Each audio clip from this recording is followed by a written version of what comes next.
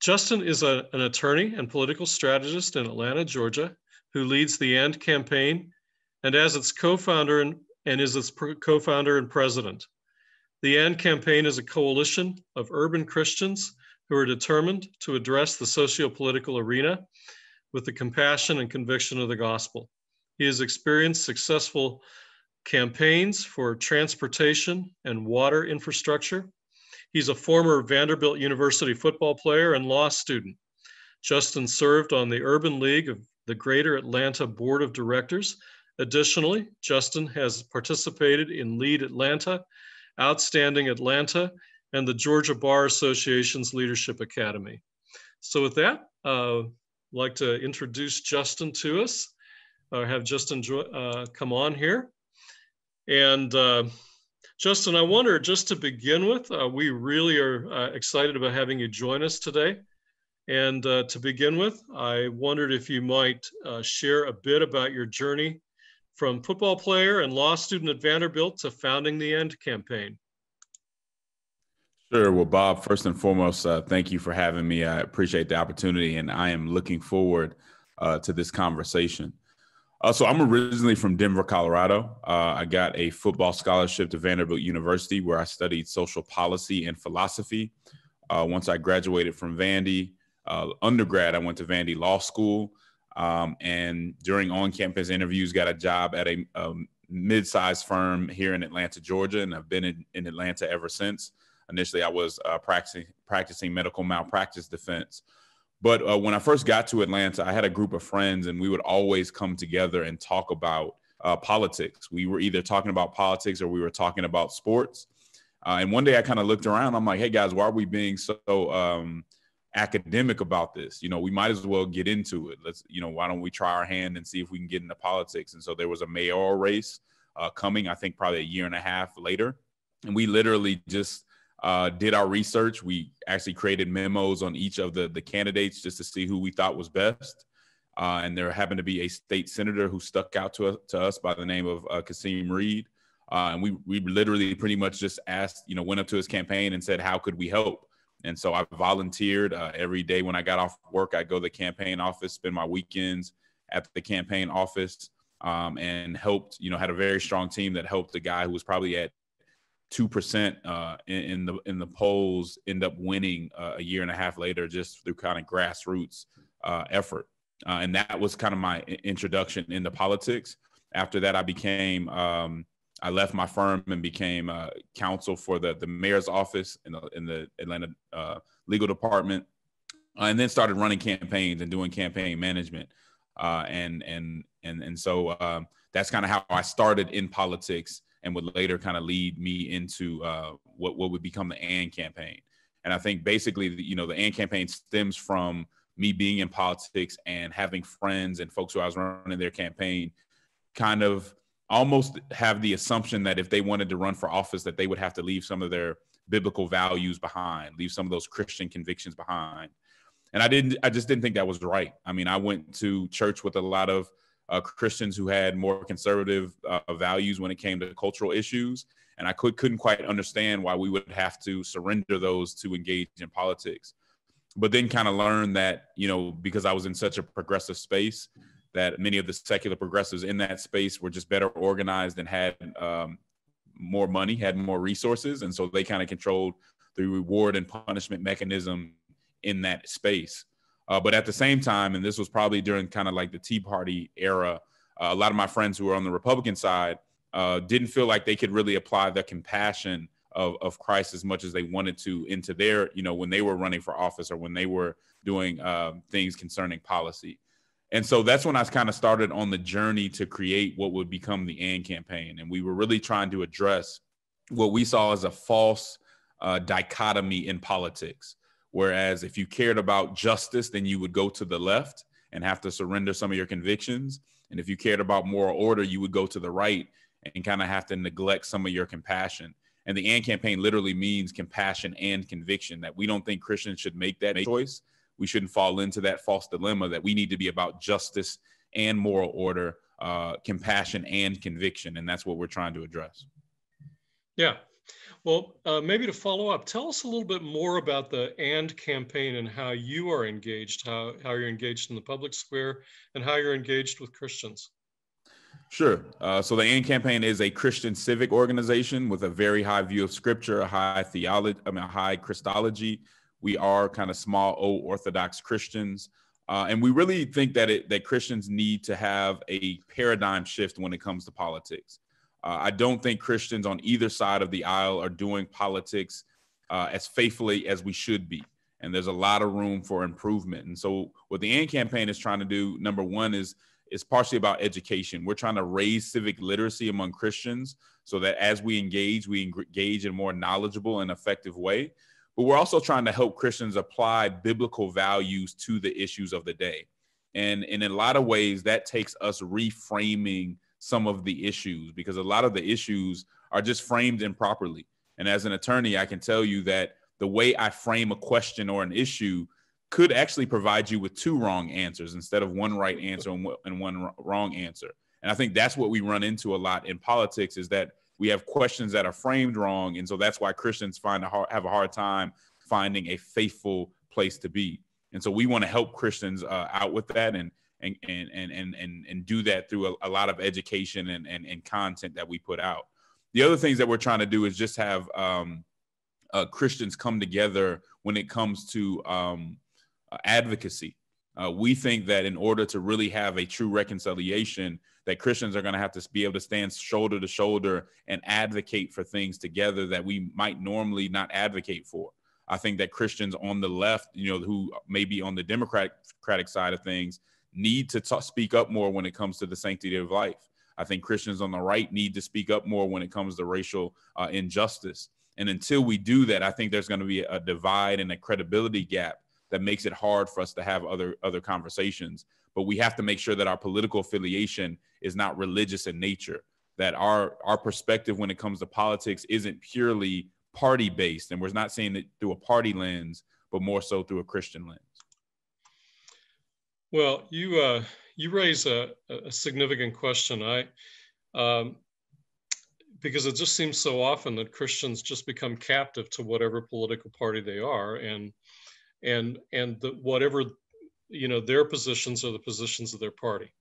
Somebody has said, that there's this whole question of what happens when you mix religion and politics. What do you get? And you get politics. You are contending in your book about Christian political engagement being possible without losing your Christian identity or compromising your ethics. Tell me how you think that's possible. Well, I think we need to look at politics differently. What is our purpose and our mission in politics? I would say that our purpose as Christians in politics is not necessarily just to pursue our own individual interests or make sure that we have these ironclad protection for Christians, but really is part of the second part of the Great Commandment, to love our neighbor as ourselves. It provides us a robust opportunity to defend the human dignity of everyone and to promote human flourishing. And when we go into it with that attitude, I think we start to see politics a little bit differently. That politics is a tool. It is not a place where we should be putting our identity. Your identity should not be in your party, which to me means that someone should be able to critique or even insult your party or your party's leaders and you not feel like you've been insulted. And too often that just doesn't happen. But Christians, if we see it as an opportunity and a tool to love our neighbors, then I think we react a little bit differently and we can kind of have some separation from our parties. I don't think being in a party is bad. What I think is bad is kind of allowing our political parties to be the masters of our social action. And this is what I mean when I say that our political affiliation has become religious in nature. We get to the point where we conflate our political ideology with our political theology, whereas some conservatives really can't tell you the difference between conservative ideology and conservative theology, where a lot of Christians on the left can't tell you the difference between biblical justice and what sometimes we see as considered social justice on the left. Those two things aren't always the same. And until we're able to separate ourselves and realize that it's really intellectually lazy for us to be conservative or progressive on every single issue. It doesn't make a lot of sense if we really step back and look at it, and we need to just stop taking those things for granted and really critique what our side of the aisle has us doing that might not be as biblical as we once thought it was. Yeah. Well, you raise up a really interesting question, and I think the dilemma for many of us, and I feel this way personally. I don't feel like I have a political party right now. There's nobody who really represents how I think as a Christian about a lot of the questions that are in the public square. I'm both pro-life and pro-immigrant. I don't want an overweening federal government, but I think we need a healthcare system that provides good access to healthcare for everybody, not just those over 65. I think the number of deaths of Blacks at the hands of police is a travesty, but I also think there's a legitimate role for law enforcement. And the parties seem to be forcing me to choose between those and a host of other things. How do I make choices when there are significant biblical concerns each party fails to address? Yeah, the first thing about that? Yeah, the first thing I would say, Bob, is it's good that you feel that tension. I think the problem is when Christians don't feel that tension.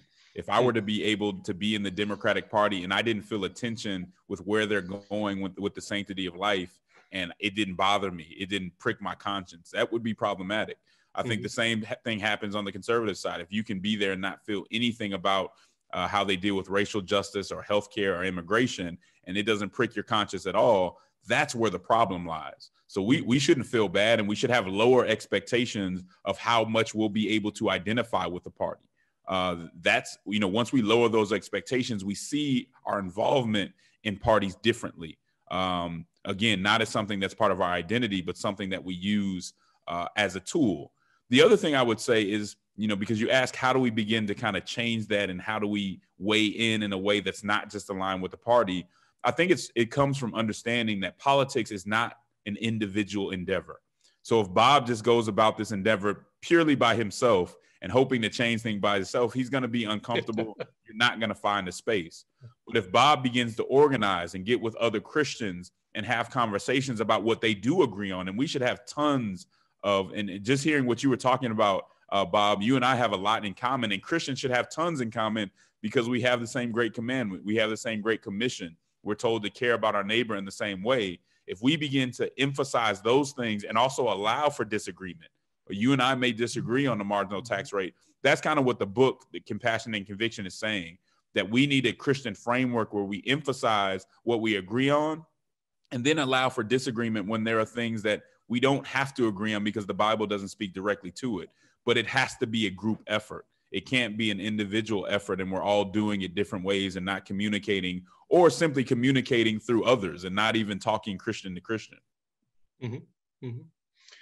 Well, one of the things I wondered about, you've mentioned a couple of times your own involvement in the Democratic Party, and I think we would all agree right now that the discourse just is awfully toxic, as exemplified in the shouting match in my home state of Ohio up in Cleveland a few weeks ago.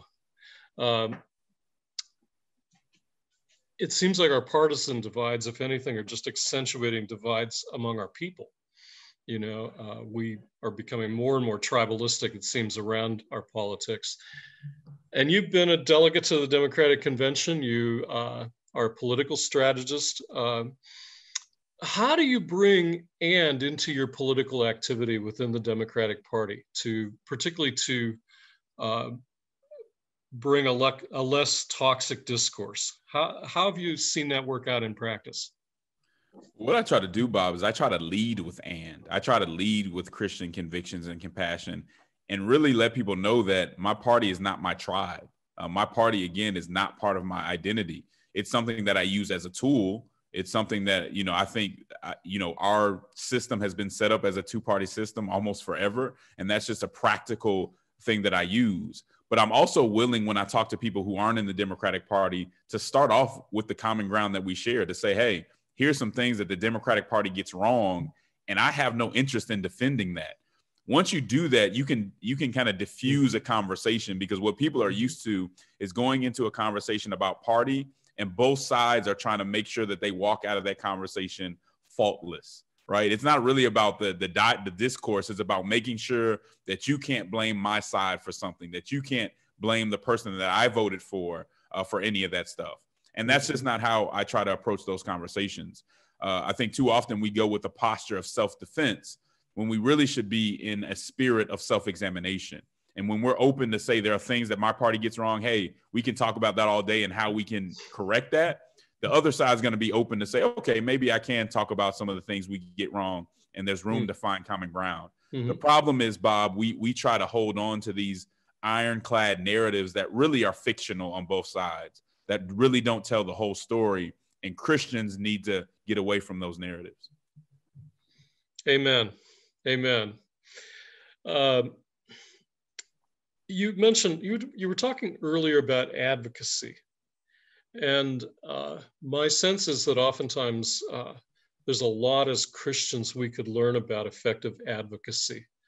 Say more about how your organization is involved in training and equipping Christians around issues of around advocacy. Yeah, sure. I mean, the first thing that we do, again, is we explain that this cannot be an individual endeavor. When you're talking about advocacy, you're talking about working through organizations and institutions. And we have to get back to where we understand the value of institutions. Because the truth of the matter is, most of the people listening to me right now might not have the time to be an advocate day in and day out on every issue. But they can support institutions and organizations that do those things and that can concentrate on it when you're taking care of your children or when you're at the job. This is the value of institutions. And I think even Christians have lost sort of our understanding of the value of institutions, and we need to get that back. The other thing that we try to do is take advocacy out of a partisan lens. Again, too often, the only way we see politics is through, do the Democrats support this or do the Republicans support this? Let's take that out of the question. What should Christians support regardless of what a party they're in? And if we can find some things that we can work together on, whether it's criminal justice, whether it's the sanctity of life, whether it's religious freedom, I don't think people understand there's a critical mass of Christians on the left and the right. If we came together on 6 issues and said, we're going to work on these things together, we could really change the political landscape, and we could show others that we have the credibility to tell folks how to heal the land, because we've healed within ourselves, within the church internally. This is so important, but it can't happen if we're going to hold on to our partisanship, hold on to our ideological tribes, and identify with them. We have to put the Christian principles first, and that's what the AND campaign is trying to emphasize. Amen. Amen. You know, a lot of times we think about advocacy in terms of showing up at a protest or adding your name to a petition that you see on Facebook or something like that. What's the value and what are the limits of that, and how else ought Christians think about advocacy? Yeah, I mean, we have to go past, social media, things like that. I mean, it's really about grassroots being able, number one, to be aware. So awareness is very important. Education is very important. We want to make sure that our advocacy is effective and efficient. And you have to really know how the system works to make that happen. You have to again, be able to organize and also, come together with very diverse coalitions, very diverse demographics. Because a lot of advocacy and the power of advocacy is going to be in numbers. There is strength in numbers, and we need to make sure that we're paying attention to that. But many times it's just showing up. A lot of times we don't show up. People don't realize that if you go to a city council meeting, even if it's just 5 people, but you do it consistently, your city council is going to start to listen to you because they know you're paying attention. If you're reporting out on what was said and they know that you're paying attention to what they do, they're going to want to stay in office. And so they're going to listen to what you have to say. But a big part of advocacy is consistency and endurance. And again, that's why institutions are so important. But Christians can do this. It's about applying your values to the issues and then making sure that the people who are in places of authority know where you come down on those issues. But again, you can't do that unless we're willing to come together. We're coming up on a break here. We want to let people know about your book, and maybe one of the things you could do is just tell us a little bit about the book Compassion and Conviction and what people might find there and why it would be worth picking up? Yeah, so we really wrote Compassion and Conviction because as we were going around the country speaking to churches and speaking to Christian colleges and so on, people were really saying, hey, what can you leave us with to kind of express this framework? Do you have anything that we can read to really dig into the framework that you've shown us, which is that Compassion and Conviction framework that we talked about? And so really what we were trying to accomplish with the book is give Christians a gospel-centered framework. It's really a reapplication. It's not new rules, but we articulated a framework that we think is gospel-centered and nonpartisan to help Christians understand how love and truth come together, how compassion and conviction work together, and how you can't have justice if you don't have moral order. You can't have moral order if you don't have justice. We see these things as working together in the gospel, and we believe that's what should be applied to our public witness. So it works on a number of levels, Bob, whether you're somebody who's just getting into politics and don't really understand all the aspects of it. We're going to be able to explain that to you, and it's going to be accessible to you. Or if you're someone who's been doing politics, but you just realize you've been doing it wrong, we speak to the rhetoric. We speak to partisanship. We speak about race issues and how those can be dealt with in a constructive and productive manner. And so we hit a variety of issues that I think will help Christians kind of get through waters that can be kind of murky at times. That's great. Well, hey, we've got a special deal here, and I'm going to put that on the screen for folks to take a look at.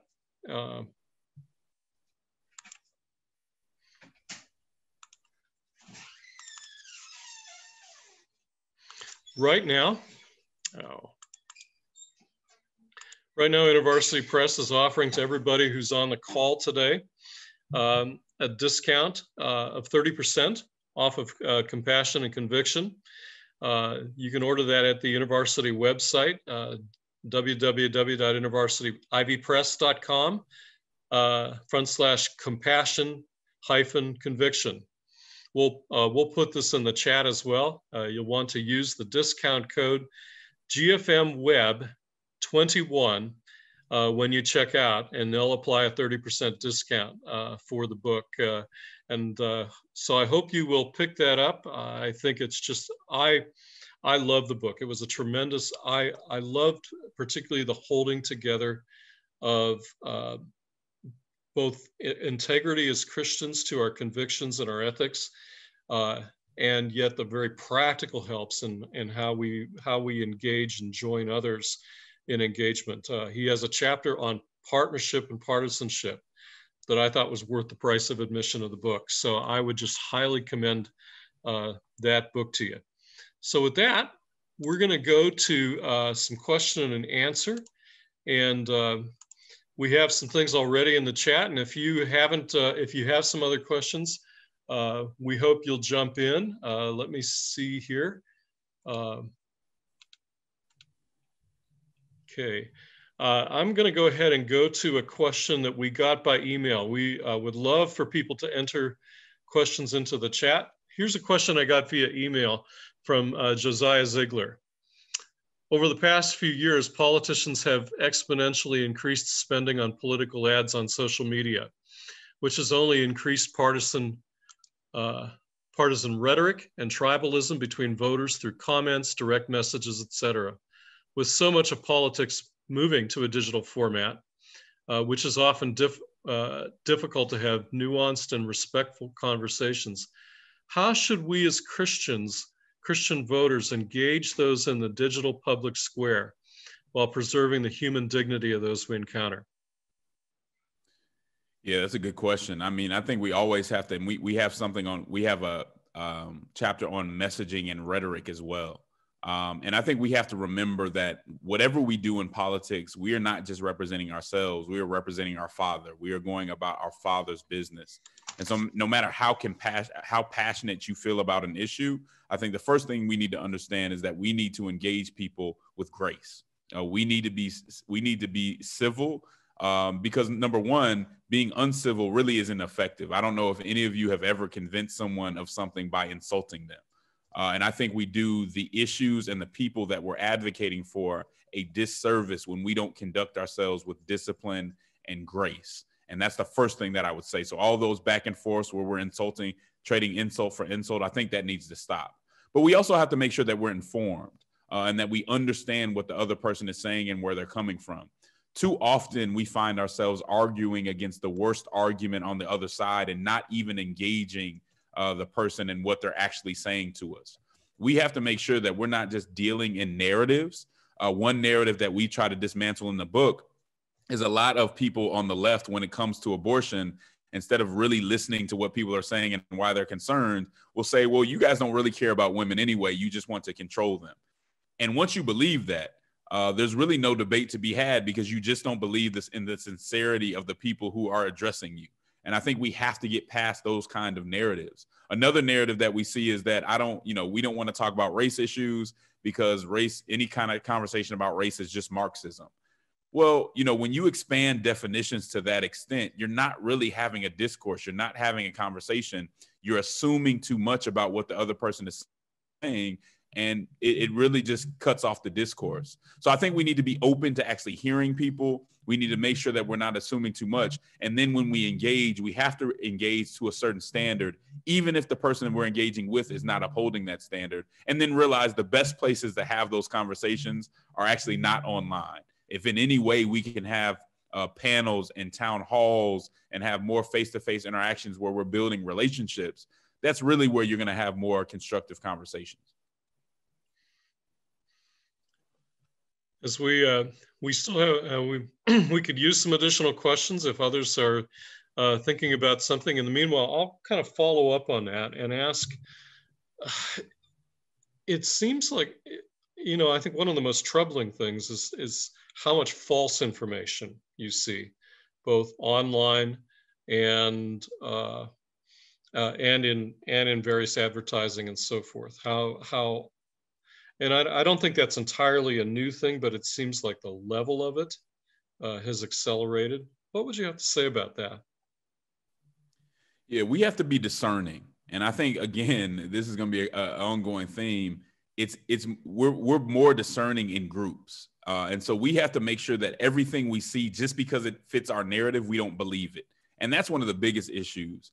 I think sometimes we're willfully gullible when something just confirms a bias that we already had. And so we're happy to believe stuff that might not even make sense just because it strengthens our argument. And that's where we have to step back. I think we have to communicate within community and really dig into some of the things that we see to make sure that they're real. And that happens on both sides of the aisle. We have to be discerning. We have to read from different sources. So no one should just be watching MSNBC or just watching Fox News. Read from a variety of sources. I would even recommend that you have a favorite conservative commentator and a favorite progressive commentator. Just make sure that you're getting a variety of views, and that'll help you filter through some of the stuff that just isn't true and really does damage to the discourse. We have a sort of a comment and question that I think is as much for the audience as for Justin. And so I'd encourage others, particularly in the chat, to weigh in on this one. And then Justin, you're welcome to comment on this as well.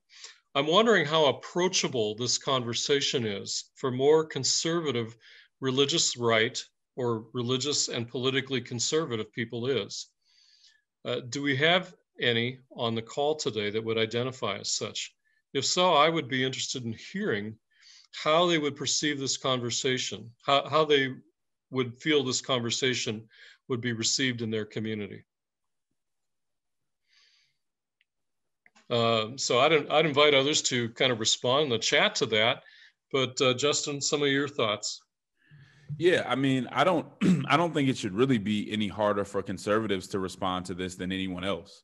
I mean, if you look at the critique of the left, especially in the book, it's a pretty harsh critique.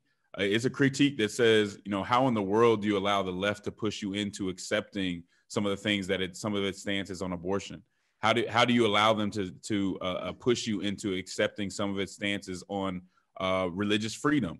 I mean, these are really big questions that need to be answered. Not only that, when it comes to the Christian sexual ethic, for those who have compromised their views on that, the critique in our book and the critique generally of the AND campaign really challenges that. And it's at the heart of it. So I think for those who have allowed their political affiliation to push them into certain spaces that are unbiblical, it's no less this book is no less kind of hard hitting for folks on the left than it is for the right.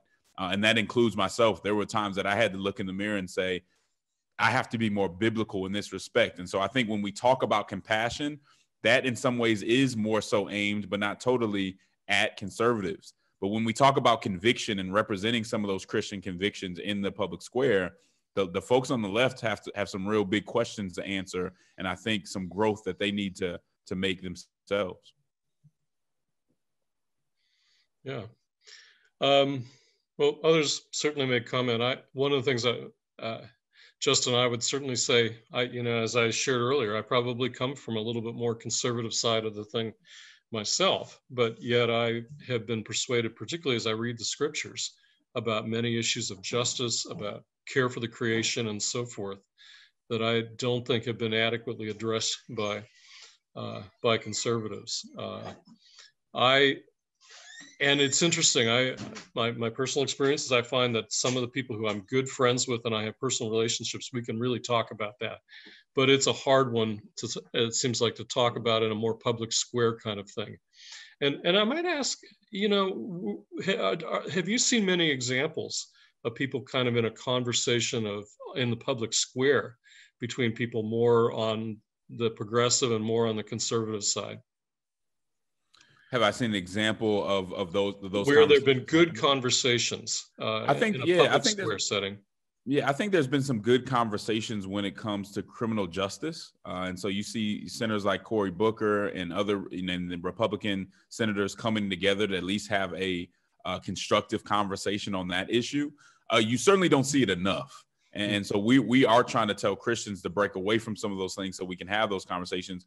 But they happen. And I think we need, one of the things that we can do is incentivize those conversations, incentivize senators and other elected officials who are willing to step over to the other side and listen. We actually do the opposite sometimes, right?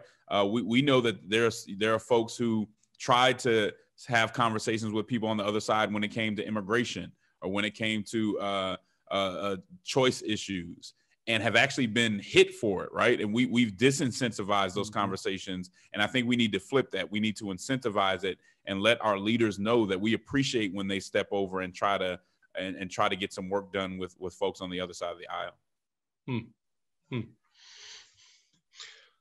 Let's see. Rich makes the comment of, he just says, in my community, there's a significant group that's right-wing while others of us are not. I'm stymied. Doesn't there need to be a certain level of trust to permit dialogue? How do we get past the frustration? That's a really good question. Again, when it comes to trust, that's one of the big issues. Trust and common ground are really just missing from our public discourse. And when you don't trust somebody and you don't have a lot of common ground, you're not talking to each other, you're talking past each other.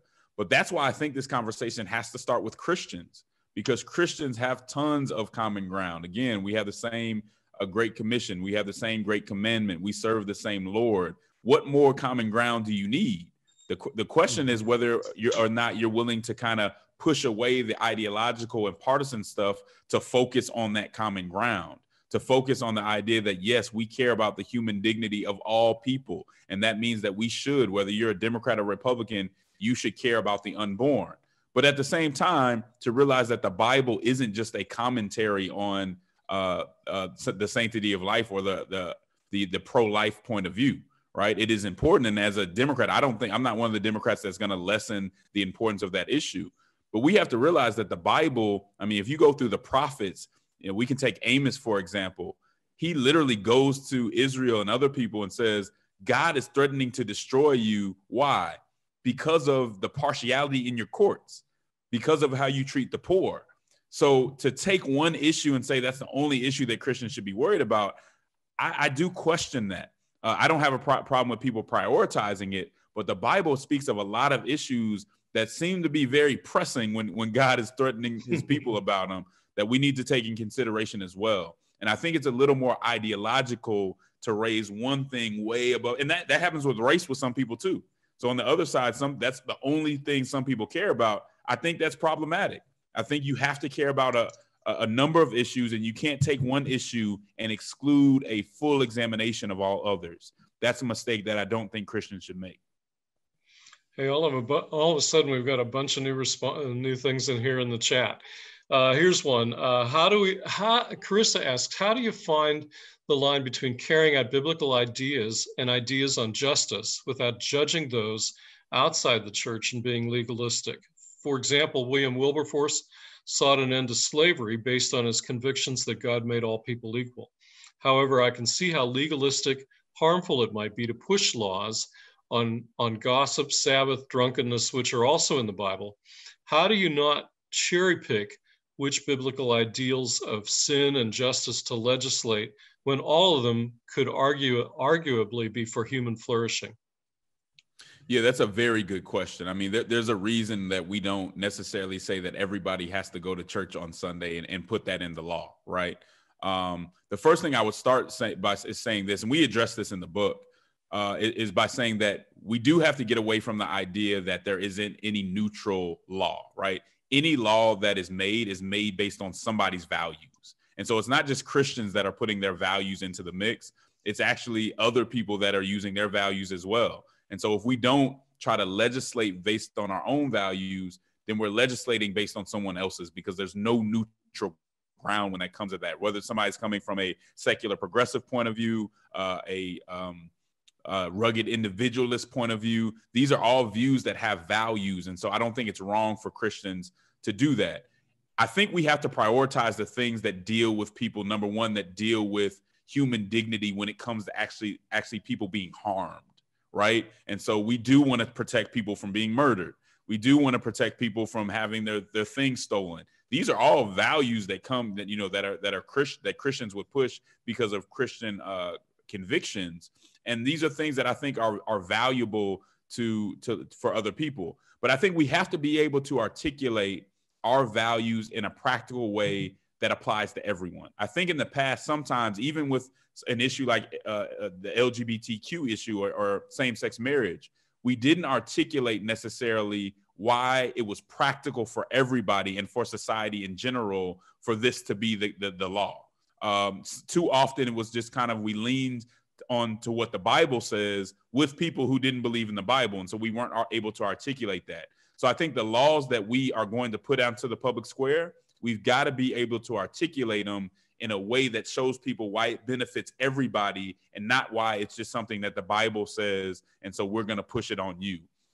It's not there's no bright line rule, but I think we just have to be diligent and vigilant in making sure that we are protecting people, but we're not expecting people to be Christians. We're not expecting to create a theocracy. That's not what we're called to do, but we are called to protect human dignity and make sure that people aren't being mistreated, harmed in a lot of different ways. And I think that's where we can kind of sort of draw that framework.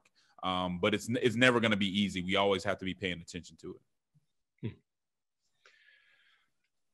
Prescott asks the question, despite the tensions, flaws experienced with both parties, which I definitely resonate with, it seems you've chosen to advocate more so through the Democratic Liberal platform, at least for now.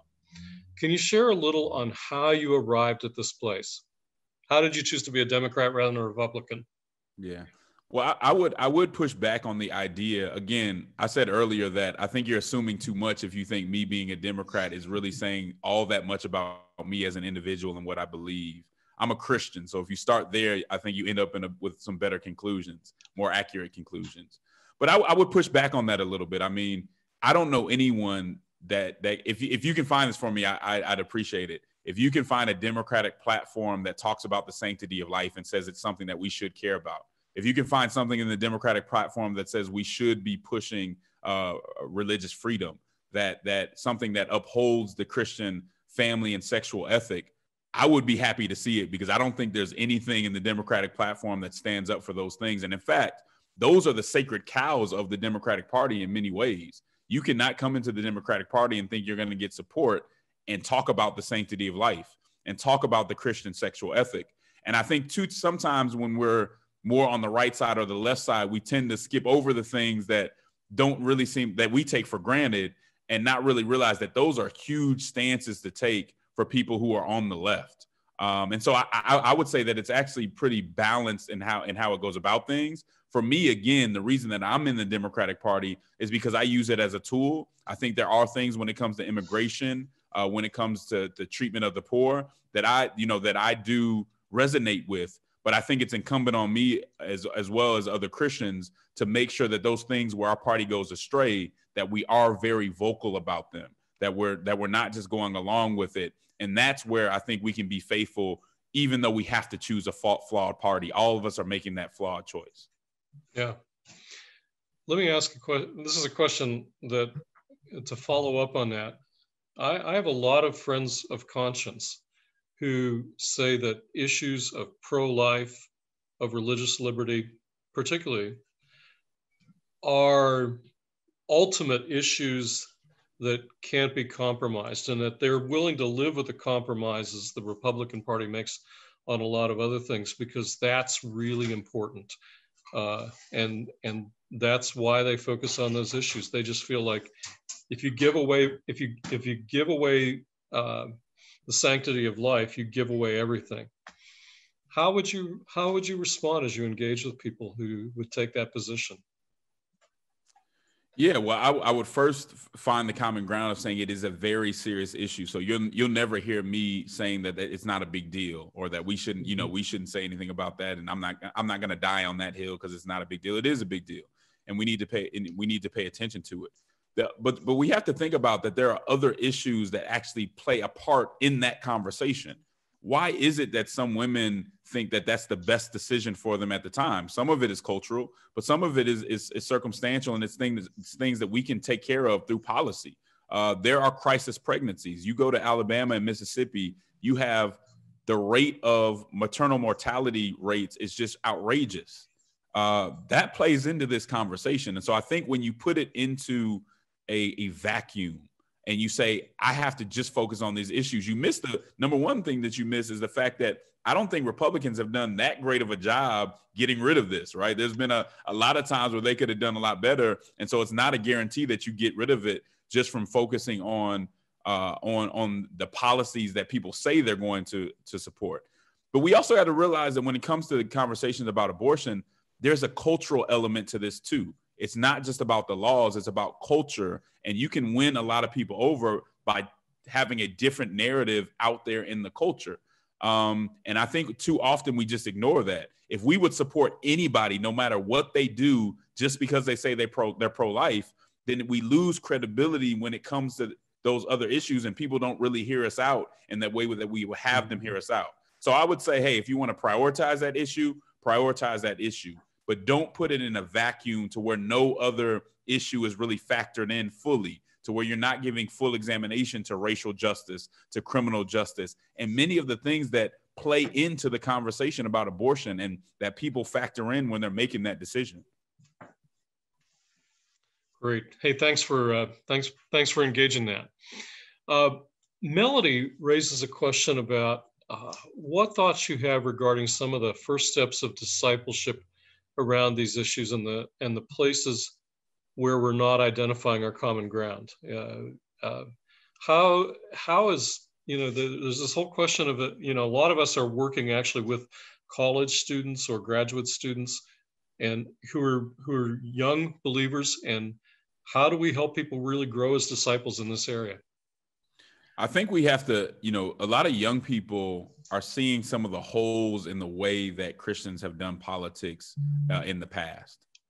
A lot of young people recognize that in a lot of the Christian political perspective, there just was not a focus on justice. I mean, if we're going to be honest, the church as a whole really missed, well, not the church as a whole, but a large part of the church really missed the boat when it came to civil rights. Have we dealt with that? Have we really talked about how a church could sit here and miss that whole movement and just be completely wrong about that? Well, if we haven't dealt with it, the younger people are having to deal with it. They're having to hear, well, you guys didn't even get justice right. Why should you think that you're right when it comes to sexuality? Why should you think that you're right when it comes to abortion? And so what we need to do is we need to be able to, number one, admit what we got wrong and give them, equip them with a biblical conception of justice. I mean, let's be honest, this generation is really focused on justice, sometimes for the better and sometimes for the worse. But they're going to find a conception of justice. They can either get it from the church or they can go to these secular organizations and get it. And what the AND campaign is trying to do is say, no, you can have justice, but your justice has to have moral order. It has to be connected with moral order. It can't be the justice that we saw in Seattle, that we see in Portland, because that's not justice. That's just another form of disorder and injustice. But the young people are looking for that. They're looking for an admission that we haven't always gotten things right, but that we can correct it, and that the Bible has better answers to the problem in society than we will get from other places. And unless we're willing to supply them with that and willing to be honest about what we got wrong, then we're going to continue to kind of lose this generation to some of these secular organizations that are going to have them way outside of what's biblical when it comes to advocacy and when it comes to justice. Lisa asks the question, you talk about going to your city council meetings so that they know who you are. In my experience, such meetings are really long and inefficient. How much time would you say a commitment to city council meetings and grassroots engagement on the city level would take? What's the most effective and efficient way to engage on this level? Again, like I said before, if Bob's going to do that by himself and it's only going to be him, it's going to be an uphill battle. I mean, one person trying to do that and be at every meeting is just really, really tough when you have other stuff to do. You first have to organize or be a part of an organization or an institution and do it as a group. And so that may mean that people know that, you know, your group, 5 people from your group come every other week, but it may not be the same 5 people, but they know that that whole group is communicating and they're talking. And that's really the way that you have to do it. It's very hard to do as individuals, but you have to organize a group. Again, politics is not an individual endeavor. It's an endeavor that's best done through organizations and through institutions. And when we do it that way and we plan with a larger number of people, it takes some of the burden off of us as individuals to do everything, which can be extremely daunting and really just inefficient. We have a question from a fellow Atlantan. Justin, hi from Atlanta. My pastor, this is from Mary. My pastor, Trinity East Side, referenced the AND campaign in a recent recording on politics and Christianity. He's a big fan of y'all's work, and I've been excited for today's conversation. Question for you. Earlier, you mentioned practical action and grassroots engagement. On November 3rd, there will be disappointed Christians regardless of who wins the election. What practical steps do you think Christians should take post 11/3 to seek healing across political divides? Great question. Yeah, that's an excellent question. And hello, also from Atlanta. I think one of the things is we're going to have to focus on our posture. And I think regardless if we're on the winning side or the losing side, we're going to have to be peacemakers.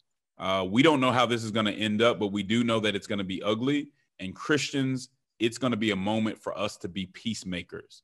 It's going to be a moment for us to come together and put the triumphalism aside or put the bitterness aside of winning or losing and say, this is bigger than what's going on in this moment. And I think the one way to do that is really to find issues, to be deliberate about finding issues that we can work on in a nonpartisan way. I think we're going to have to step away from all the partisan conversations for a second. And I don't think peace means just not addressing things at all, ignoring the issues. I think peace means doing things together to make the system better, to make our political discourse better. So I think we're going to have to watch our tongues. I think we're going to have to love our brothers and sisters and come together on serious policy issues that we can work together on a nonpartisan basis. And that's one of the things the AND campaign is trying to do with our prayer and action justice initiative that we've created really for this purpose. I'm going to do one more question we can get in very quickly here. Lisa has asked, in this election season, I've heard about leaders of some religious communities saying that their congregations' constituents have to vote a certain way, or that they are not true adherents to the faith tradition. They view the issues in a very black and white way on the basis of a moral conviction. How would you engage in dialogue with individuals who think that way, that there is only one right way on moral grounds? Yeah, I would just argue, I would just try to get them to see all the things that are going on in politics. As somebody who's been in the middle of politics, there is so much inconsistency and just, the money that goes into it and all the things that happen behind the scenes. Be very careful about giving an unqualified endorsement to either of these parties and the people in these parties. There are people on both sides that want to use power to do things that are unchristian. There are people on both sides who are trying to control conversations in ways that are unchristian. Be very careful by giving an unqualified endorsement to these parties. If you really saw the inside of it, you would not want it really associated with Christianity that closely at all. And that's what I would tell them to keep in mind. Yes, some of these, yes, we can care about the policies and you can prioritize one policy or another. But again, the Bible is not a commentary on one single issue. It's about the orientation of our heart. It's about treating people compassionately. It's about our convictions. And it's very hard to argue that either party gets that right all the time. That is very dangerous to sell to people. It's better to be thoughtful. And I think, that way of thinking leads to a lot of just intellectual laziness. I think it can be easily manipulated by party leaders, and it just makes us unfaithful. So be very careful before buying into that stuff. Well, hey, we looks like we could go on for a while here. This has been absolutely wonderful. I do want to highlight one other comment that was made here. Carissa pointed out that there is a Democrats for Life organization, and it's democratsforlife.org. And she also mentions that the American Solidarity Party is an independent party that promotes sanctity of life, social justice, racial justice, and environmental care, tries to bring those things together. And it's solidarity-party.org if you're interested in that. And those are in the chat. So I just call your attention to that. With that, I just want to highlight again Michael's book. If you think the conversation's good today, read the book and you'll get even more. It's really rich material bringing together principle and practice. And use the discount code GFMWeb21 that's in the checkout. I want to let you know about our next conversation. I think we've got a very special time in our next conversation. Michael Card will be our guest on November 10th, 2020 at 1 p.m. Michael has a new book called The Nazarene, which consists of 40 devotions on the lyrical life of Jesus. He's written a number of musical pieces around Christ and the Advent. And he's going to be, and also has authored a number of different books, many of those with InterVarsity Press. And so he's going to be talking about his new book, and we'll have a special discount available for that for our next conversation. And registration is actually open now for that. If you just go to tinyurl.com/40devo, D-E-V-O, you can register for that, and we'll have that in the chat as well. So we hope that you would join us in participating in that event.